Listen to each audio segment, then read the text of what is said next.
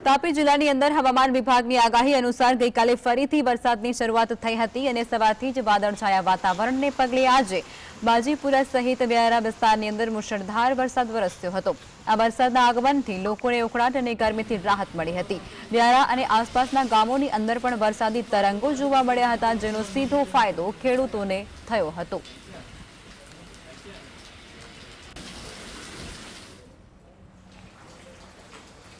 અમરેલીના બગસરાની અંદર સતત ત્રીજા દિવસે વરસાદ વરસ્યો હતો અને મોટા મુંજિયાસર, નાના મુંજિયાસર, માણેકવાડા સાથે જ હળિયાદ અને સાપર ઉપરાંત સુડાવડની અંદર ધીમી ધારે વરસાદ વરસ્યો હતો। ધીમી ધારે વરસાદ વરસતાની સાથે જ ખેડૂતોમાં ખુશી જોવા મળી હતી।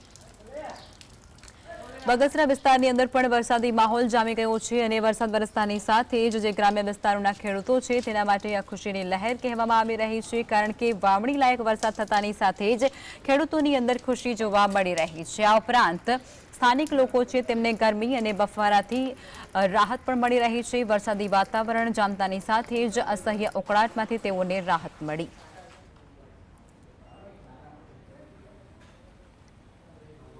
જેતપુર પંથકની અંદર પણ વહેલી સવારથી વરસાદ ખાબક્યો હતો। ધોધમાર વરસાદને પગલે રસ્તાઓ પર પાણી વહેતા થયા। જેતપુરના ચાપરાજપુર, બોડી, સમંટિયાળે સાથે જ રબારિકા અને મેવાસા સહિતના ગામોમાં વરસાદ વરસ્યો હતો।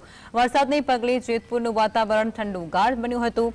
મેઘાવી માહોલને પગલે ખેડૂતોની અંદર ખુશીની લહેર છવાઈ હતી।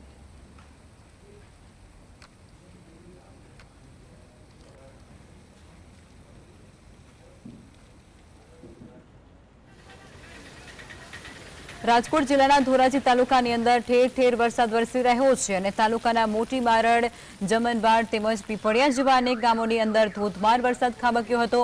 ધોધમાર વરસાદ વરસતાને કારણે રસ્તાઓ પર પાણી ભરાયા હતા। વરસાદથી વાતાવરણની અંદર ઠંડક પણ પ્રસરી હતી અને ગરમીના ઉકળાટથી લોકોને રાહત અનુભવી હતી।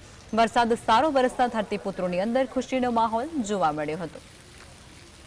રાજકોટની અંદર ધોરાજી વિસ્તારની અંદર પણ વરસાદી માહોલ બરાબર જામી રહ્યો છે અને વરસાદ વરસતાની સાથે જ રસ્તાઓ ઉપર પાણી ફરી વળ્યા હતા।